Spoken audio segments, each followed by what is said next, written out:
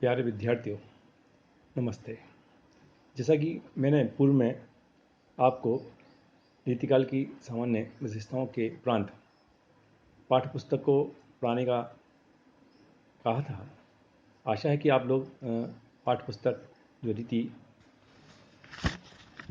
काव्य संग्रह है इसको आप क्रय करके ले आए होंगे। इस रीति काव्य संग्रह में रीतिकाल के प्रतिनिधि कवियों की संकलित प्रमुख रचनाएं हैं, जिन कवियों को आपको पढ़ना है और उनकी कविताओं को समझना है, उससे पहले रीतिकाल की जो परिस्थितियां हैं उनका अवलोकन, उनको समझना आपको बहुत आवश्यक है।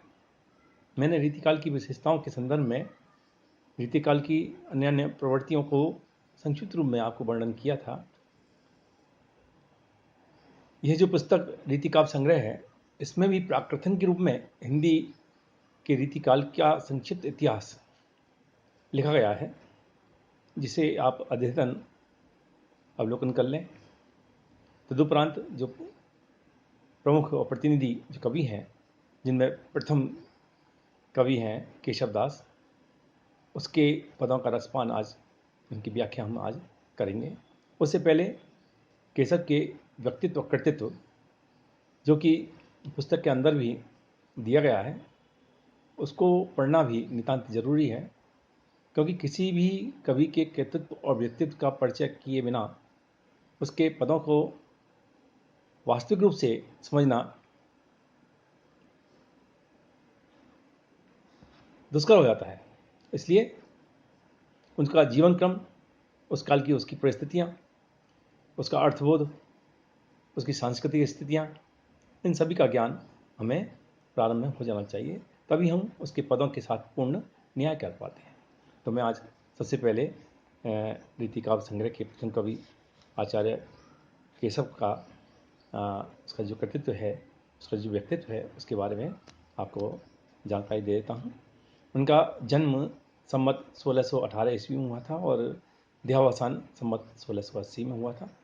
रीतिकाल के प्रवर्तक आचार्य में केशव को भी अनेक विद्वान आचार्य मानते हैं।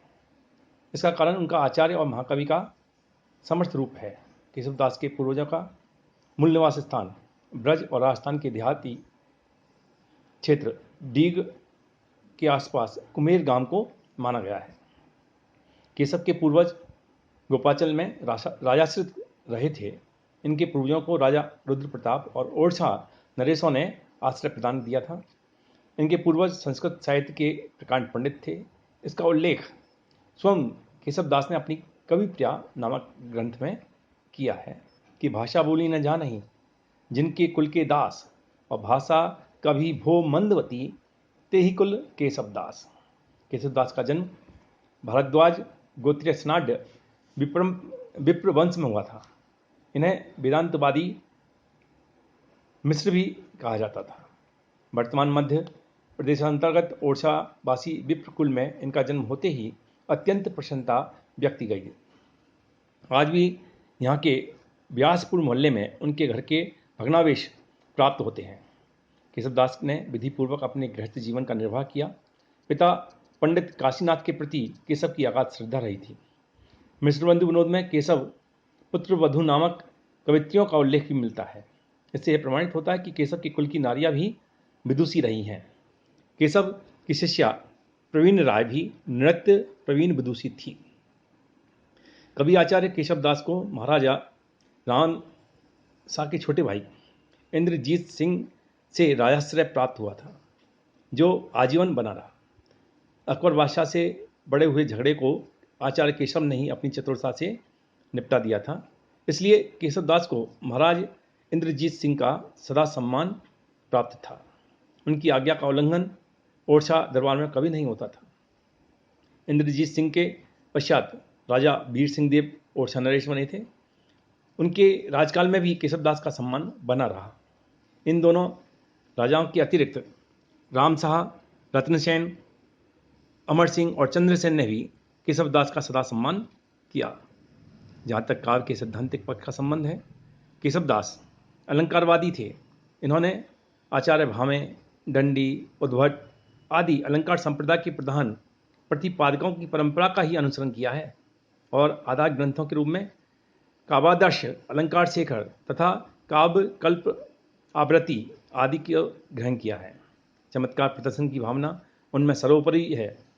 भूषण या अलंकारहीन कविता को वे असुंदर मानते हैं, इसलिए उनकी रचनाओं में श्लेष, यमक आदि का आश्रय लेकर उक्ति व चित्र और शब्द चमत्कार की प्रधानता मिलती है और इसीलिए ही आचार्य केशव को कठिन काव्य का प्रेत भी माना जाता है। यहाँ तक कि दुर्बलता और निरस्ता भी उत्पन्न हो जाती है। स्वर्ण की खोज में तथा कवि रूढ़ियों के निर्वाह में तल्लीन उनकी काव्य चेतना कवि सुलभ रागात्मक तारतम्य और सहज सौंदर्य बोध से प्राय वंचित ही रह गई है। सैद्धांतिक विषय प्रतिपादन हुई विसंकलन और अमौलिक है। मौलिकता केवल अलंकार वर्गीकरण में ही दिखाई देती है, जो विशेष महत्वपूर्ण नहीं है। वस्तुतः केशवदास का उद्देश्य न तो रसंचार करना था और न ही गंभीर सिद्धांत विवेचनों की स्थापना करनी थी। उनका लक्ष्य तो ब्रजभाषा में अपने संस्कृत ज्ञान का उद्घाटन, प्राचीन काव्य परिपाटी का अनुसरण और राज परितोष ही प्रतीत होता है। आभ्यंतरिक प्रेरणा की गहनता का अभाव उनकी मुक्तक और प्रबंध दोनों प्रकार की रचनाओं में देखने को मिलता है। रसिक प्रिया, कवि प्रिया और रामचंद्रिका उनकी प्रमुख रचनाएं हैं जो उनको ख्याति का अवसर प्रदान करती हैं। इनके अतिरिक्त मुक्तक रचनाओं में रतन बावड़ी, विज्ञान गीता और जहांगीर जस चंद्रिका और प्रबंधात्मक काव्यों में वीर सिंह देवचरित भी उपलब्ध होता है। लाला भगवान दीन ने केशव की एक नक्सिख नाम की रचना का भी उल्लेख किया है।